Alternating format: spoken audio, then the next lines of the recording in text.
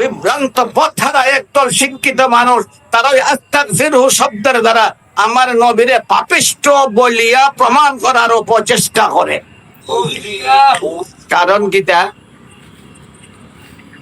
কারণ এই সূরার মাঝে আমরা যদি একটু চিন্তা করি, এই সূরার মাঝে আল্লাহ তাআলা নবী করিম সাল্লাল্লাহু আলাইহি ওয়াসাল্লামের উপরে যে তাইনের বড় বড় নিয়ামত আছে, এই নিয়ামত গুলার আলোচনা করছেন। ইযা জা নাসরুল্লাহি ওয়াল ফাত ওয়া রাআইতান নাসা ইয়াদখুলুনা ফি দীনিল্লাহি আফওয়াজা। তিনটা বড় নিয়ামত নবীরে যে আল্লাহ দিয়েছেন, তিনটা নিয়ামতের আলোচনা করছে। পয়লা নম্বর নিয়ামত, আমার সাহায্য তোমার দিকে দিয়ে বেগবান হয়ে গেছে। নবীর প্রতি আল্লাহর সাহায্য আগেও আসিল, কিন্তু নবীরে জানাই দিলায় মুহাম্মদ তোমার প্রতি আমার সাহায্য বেগবান হয়ে গেছে।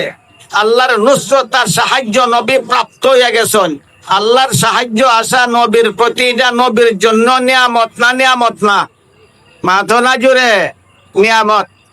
পয়লা নম্বর নিয়ামতের আলোচনা, আমার নুসরত তার সাহায্য তোমার দিকে বেগবান হয়ে গেছে। 2 নম্বর, ওয়াল ফাত, বিজয় তোমার কদম চুম্বন করছে। মক্কার মানুষ বেঈমান আর তোমার লাল চোখ দেখাইবার সাহস হইতো নাই। বেঈমানরা তোমার উপরে তরবারি উঠাইবার সাহস হইতো নাই। বেঈমানরা তোমার মোকাবেলা করার সাহস হইতো নাই।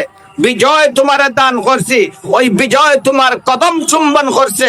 আল্লাহ তাআলা আমার নবীরে জয় দান করলা। এই জয় দান করা নবীর জন্য নিয়ামত না? নিয়ামত না?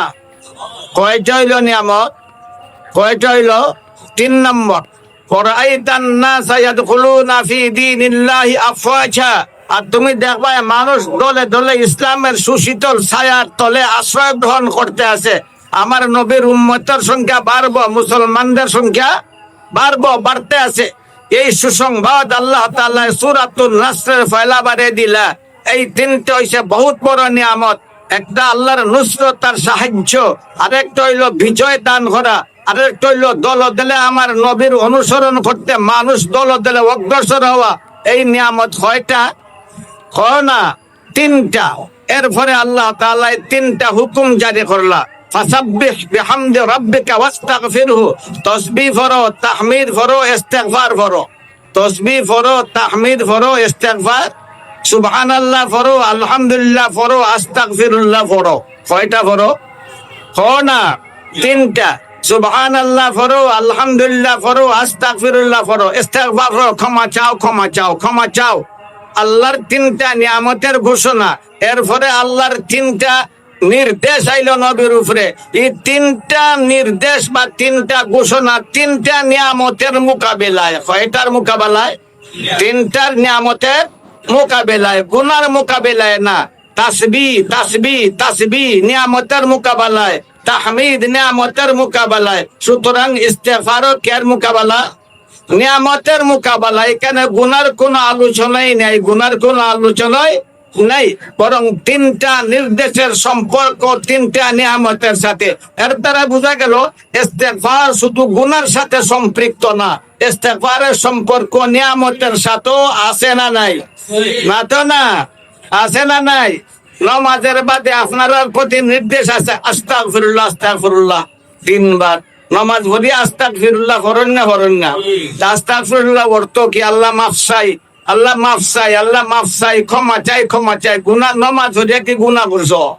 নামাজ পড়া গুনাহ, তাইলে মাফ চাই হইলা কেনে? আল্লাহ যে তোমার নামাজ পড়ার তৌফিক দিছন, আল্লাহ যে তোমার নামাজে বানাইলিছন, তুমি যে নামাজে আইসা গেছো গিয়া, নামাজ আইয়া যে তুমি আল্লাহর সজদা করিলাই, নামাজের মাধ্যম তুমি যে তোমার আল্লাহর কাছে অর্পণ করিলাই, এইটা আল্লাহ তাআলার বহুত বড় নিয়ামত না? নিয়ামত না? না জুড়ে নিয়ামত। সুতরাং ইস্তিগফার করো, আস্তাগফিরুল্লাহ, আস্তাগফিরুল্লাহ, আস্তাগফিরুল্লাহ। নামাজ পড়িয়া কি গুনাহ হল্লানি?